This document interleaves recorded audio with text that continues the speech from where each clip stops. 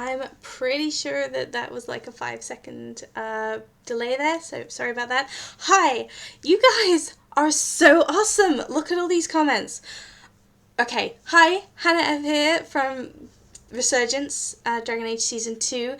I'm actually doing this. I know it's been a month, you guys, but I'm doing a lot of campaigns at the moment. Like, really. I GM my own Dragon Age campaign, and I'm in, like, 2 other Pathfinder campaigns in the week. It's been crazy. But I am getting around to these, and there are some really good questions. So I'm really excited to get on with these.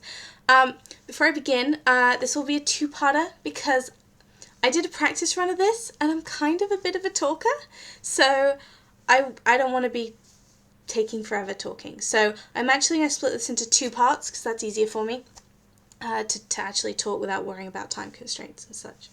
So I'm going to start with like my favoritist question ever. Like, who is Theo's favorite Templar companion from Season 2? Is it Cedric or Cedric? I think it's Cedric. Not sure, that it could be Thomas' fault. I'll go with Cedric. Thanks for that question, Riken Man. Really appreciate it. Yeah. Yes, Templars are A-okay with Theo now. They weren't always, but, you know, Cedric being Theo's very first example of a Templar, it kind of made him a bit worried about the morality side of things. It's just that objective reasoning can sometimes be... Well, it can sometimes not take into account circumstances, and it can, all the times, lead to bad decisions that people end up dying from, like, all the time. That when people didn't need to die. And actually, Theo has always been an advocate for letting someone live if they can be redeemed, whereas he didn't really think the Templars were for that, which is quite confusing for him, actually, because when he went to Navarra and looked upon Sir Barris, his diplomacy is actually renowned in the Dragon Age lore. So getting to know Cedric was an interesting journey for him because being a Templar meant that you had to be objective. And so it's been a bit of a roller coaster with those two, but I think they're A-okay now. I think they're buds. Thanks for arguing that. So I'm going to do Mark's question now, which is, you did say if I don't want to answer, that's fine, but that's not the point of this Q&A. That doesn't mean I will answer literally anything. Just putting that out there. Who would you believe Theoben would have gotten along with the most? And I'm guessing, yeah, that's right, out of all the interviewees. I'm going to have to go interviewees on this one because I can't do audition videos. There were so many, and there were so many great ones. To be honest, there were so many great interviews. Like, I loved all of them. Like, that's why I did a video way back when, going through every character and how much I loved them. The ones that stood out for me, and that's not necessarily because Theo would have gotten along with them, but just because I thought it could be interesting narratively. The Black King was very interesting narratively because of being a Darkspawn. So that wasn't who Theo would have got along with most, but that's what would have been really interesting from a story perspective for Theo to be in a party with. I could also have gone disastrously wrong, but it would have been funny to play off. It would have been interesting, especially given the decisions that Theo's made this campaign. I said that Rovas was a very interesting one for Theo to interact with because, like Rovas, Theo has always prized survival, which the Avar are all about that surviving. And Theo would have admired that and respected that. I think I said that him being a herbalist meant that he would have probably gone to the Frostbacks a lot anyway to collect resources. I think they could have been friends. I remember Samson, and I actually did think that Samson and Theo might get along, despite the fact that Samson was an assassin. I actually thought that that would work more in his favour with Theo, purely because Theo sells poisons. Like, he's not a moral saint, and I'm not going to pretend he is. He's been hired by the Carter to poison people. Like, he's definitely not a paragon. But, you know, a job's a job. And that's what you have to do if that's the way that you've chosen to make money, make a living. That's the way you've chosen to survive.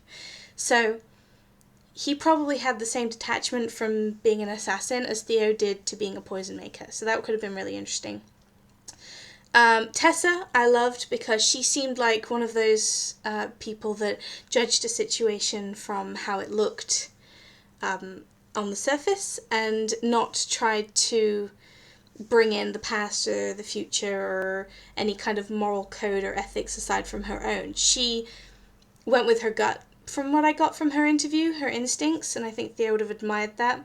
I think that a lot of the time that Lithia spent in the spotlight, Lithia Shala, she showed a great kindness, which is really good when she was interviewing with Jodie. I think that those two together were so cute, and I still think Lithia should totally babysit little Nathan. But yeah, I liked Lithia's kindness and caring that she portrayed to Jodie, and I think that would have gone down well with Theo as well. My creative process for creating Theoben, this is going to be the long one. It's okay. So I did a brain map of all the aspects of Orzammar, like the caste system, the army, the legion, the nobles, the merchants, the smiths, etc., and wrote down what Theo thought about all of these different aspects of Orzammar culture. On top of that, I wrote down all the aspects I wanted to incorporate into his backstory, so the history with Zelinda, the history with Jannar. I definitely wanted him to show the flaws of the caste system, which is why Theo actually had twofold treatment of the caste system. He was looked down on because he married a woman of a higher caste than him. He was a merchant and he married a warrior. He was the one that was punching above his weight, and she should have married better. That is the view of Orzammar. But at the same time, I didn't want to make him a victim, because at the end of the day, that's their system. That's the one they follow. So at the same time, before that happened, I kind of gave Theo his own flaw in that he too believes in those rules. So when Zelinda lost her caste, he abandoned her, and that wasn't right. And the caste system's not right. It really needs an overhaul, but I was so happy to incorporate that into Theo's backstory, so I put a lot of work into that. I did a lot of research on the lore. I went back into the games. I replayed the Dwarven Noble origin. I did a lot of work around psychology, around the self-esteem aspect of being seen as lesser, because I wanted Theo to come across as believable, and not everybody who feels low about themselves goes into kind of broody, depressed mode. A lot of people actually, they start to build up a wall, a barrier, and they pretend it doesn't bother them. So that's what I try to get across with Theo, and his personality ended up being shaped by that. So I did a lot of work on what I wanted to put in the backstory, and then how Theo was going to respond to those elements in his backstory, I guess is the short answer. Very quickly as well, like there are two other questions I want to get through, and I'll be doing that in part 2, but let's see, shotgun question, what food chain would be Theoben's favourite? Like, I didn't get this one at first, but it means like food store, like McDonald's and stuff like that. So I did not come up with anything creative for this. McNug.